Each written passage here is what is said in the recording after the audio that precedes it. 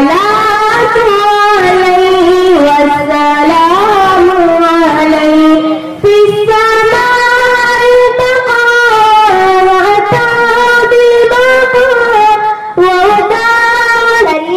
أما بعد، قال رسول الله صلى الله عليه وسلم: من صمت نجا. ابھی میں طفل مکتب ہوں نوائب ہوں نہ فرزانہ، ابھی میں طفل مکتب ہوں نوائب ہوں نہ فرزانہ، تمنا دل میں گونجی ہے سنا دوں حق کا پروانہ. معزز حاضرین، علماء کرام اور میرے بزرگوں، میری تقریر کا عنوان ہے زبان. یہ دیکھنے میں بہت چھوٹی سی چیز ہے، لیکن اس کا اثر بہت دیر اور بہت دور تک ہوتا ہے. اس کی ذرا سی حرکت سے کچھ کا کچھ ہو جاتا ہے. کسی کو گالی دے دو یا غصے کی کوئی بات کہہ دو، وہ مرنے اور مارنے کو تیار ہو جاتی ہے. کبھی ایسا ہوتا ہے کہ زبان سے کوئی جملہ نکلا اور پورے قوم تباہ ہو جاتی ہے، خون خرابہ ہو جاتا ہے.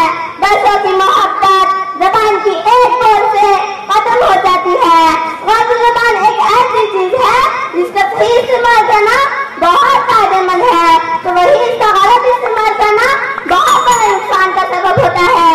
حکیم لقمان سے اس سے مالک نے کہا کہ بکری کے جسم میں سے سب سے اچھی چیز لاؤ، تو حکیم لقمان زبان کاٹ کر لائے اور کہا کہ اس کے جسم میں سے سب سے بری چیز لاؤ، تو پھر حکیم لقمان زبان کا دوسرا ٹکڑا کاٹ کر لائے اور بتایا یہ ایسی چیز ہے جو اگر اچھی ہے تو سارا جسم اچھا ہے، اور اگر بگڑتی ہے تو سارا جسم بیکار ہے. اسی لیے رسول اللہ علیہ وسلم نے فرمایا: صبح سویرے بدن کا ہر حصہ زبان سے کہتا ہے کہ خدا کے لیے ٹھیک ٹھیک چلنا تیرے ٹھیک ہی رہنے سے ہم سبھی کی خیر ہے، تو اگر بگڑتی ہے تو ہم سب پر مصیبت آتی ہے. حضرات، زبان انسان کا شخصیت دار آئینہ ہے. جب آدمی اپنی زبان سے کوئی بات بولتا ہے تو اسے پتہ چلتا ہے کہ یہ شریف یا عزیز اچھا ہے یا برا. اسی لیے حضرت اللہ علیہ وسلم نے فرمایا زبان کو روکنا بہت بڑی عبادت ہے. آپ نے فرمایا من صمت نجا، جو چپ رہا اس نے نجات پائی. ایک دفعہ ایک صحابی حضرت معاذ رضی اللہ عنہ سے فرمایا ماں اس سے ڈرتے رہنا. حضرت معاذ نے کہا یا رسول اللہ اس سے کیا ڈرنا؟ آپ صلی اللہ علیہ وسلم نے فرمایا ماں تم جانتے نہیں ہو کہ اسی کے قدموں سے انسان کو وقت پہنچ جاتا ہے. مقولہ مشہور ہے ایک چپ ہزار چپ. لہذا جب کوئی بات کرنی ہو تو پہلے سوچ لینی چاہیے پھر بولنی چاہیے، تاکہ ہماری باتوں سے کسی کا نقصان نہ ہو اور کسی کا دل نہ ٹوٹے. کیونکہ دل اگر کا زخم لگ جائے تو اس کا بھرنا ممکن ہے، لیکن زبان کے تیر سے لگنے والا زخم کبھی نہیں بھرتا. اللہ تعالیٰ سب کو زبان کی ہدایت کرنا فرمائے، آمین. وآخر دعوانا ان الحمد للہ رب العالمین. السلام علیکم ورحمۃ اللہ وبرکاتہ. بسم اللہ الرحمن الرحیم. سورۃ الفاتحہ مکیہ. بسم اللہ الرحمن الرحیم. الحمد للہ رب العالمین. الرحمن الرحیم. مالک یوم الدین. إياك نعبد وإياك نستعين. اهدنا الصراط المستقيم. صراط الذين أنعمت عليهم غير المغضوب عليهم ولا الضالين. سورة الناس مكية. بسم الله الرحمن الرحيم. اسمع رکوع. قل أعوذ برب الناس ملك الناس إله الناس من شر الوسواس الخناس الذي يوسوس في صدور الناس من الجنة والناس. بسم الله الرحمن الرحيم. سورة الفلق مكية.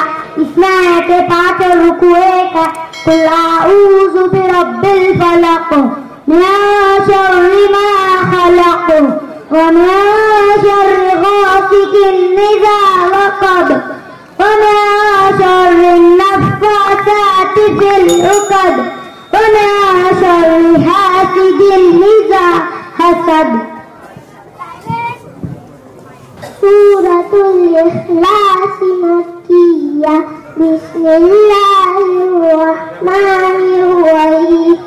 इसमें आयत 4 रुकुए थे कुल आऊज़ु कुल हुवल्लाहु अहद अल्लाहुस समद लम यलिद वलम यूलद वलम यकुल लहु कुफुवन अहद। सूरतुल नाज़ मक्किया बिस्मिल्लाहिर्रहमानिर्रहीम। इसमें आयत 5 रुकुए थे तब्बत यदा अबी लहब व तब्ब मा अग़ना अन्हु मालुहु व मा कसब सयस्ला नारन ज़ात लहब व इम्रअतुहु हम्मालतल हतब फी जीदिहा हबलुम मिन मसद। सूरतुन नसर मदनिया बिस्मिल्लाहिर्रहमानिर्रहीम। इसमें आयत 3 रुकुए थे इज़ा जाअ नस्रुल्लाहि वल फतह व रअयतन नास यदख़ुलून फी दीनिल्लाहि अफ़वाजा फसब्बिह बिहम्दि रब्बिका वस्तग़फिर इन्नहु कान तव्वाबा। अऊज़ु बिल्लाहि मिनश शैतानिर रजीम। बिस्मिल्लाहिर्रहमानिर्रहीम। अल्हम्दुलिल्लाहि रब्बिल आलमीन अर्रहमानिर रहीम मालिकि यौमिद्दीन इय्याका नअबुदु व इय्याका नस्तईन इहदिनस सिरातल मुस्तक़ीम सिरातल लज़ीना अन'अमता अलैहिम गैरिल मग़्दूबि अलैहिम वलद्दालीन।